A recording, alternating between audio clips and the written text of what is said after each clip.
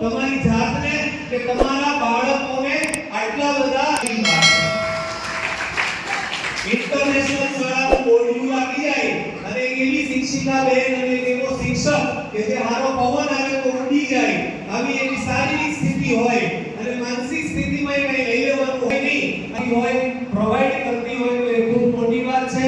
આ પરેશભાઈની જે જ્ઞાન સાગર વિદ્યાલય છે એનો પણ મને ખાસ અનુભવ છે. તમારા પણ બાળકો એમાં ભણતા જ હશે અને ઈ પરેશભાઈ પાછા કલુભાઈ એવું કે તમે એની શાળામાં નો મૂક્યા હોય તો બાળકોને મૂકજો, કારણ કે આદર્શ વ્યક્તિ છે, નિર્વ્યસની છે. સ્કૂલના ટ્રસ્ટીઓ બહુ ઓછી શાળાઓ એવી છે કે જેના ટ્રસ્ટીઓ શાળામાં આવતા હોય રોજ દિલથી, બાકી તો એના ફાર્મ હાઉસમાં બેઠા હોય. એટલે આપ જાણો કે એનું વ્યક્તિત્વ કેવું હોય. આ પરેશભાઈ રોજ શાળાએ જાય છે, એના પોતાના બે સંતાનોને એને આઈઆઈટીમાં છે દિલ્હી સુધી મોકલ્યા છે.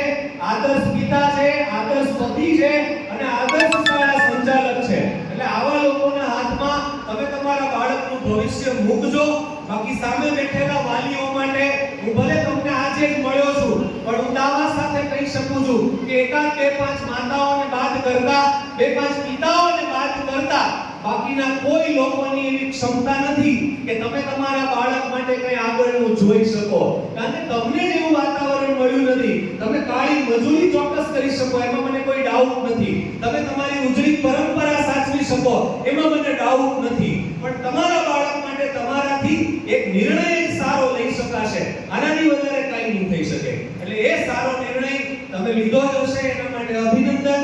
ન લીધો હોય તો ચોક્કસ લેજો અને આ પ્રકારના સારા લોકો સાથે તમે જોડાયેલા રહેજો તો તમારું બાળક જોડાયેલું રહેશે. ધન્યવાદ.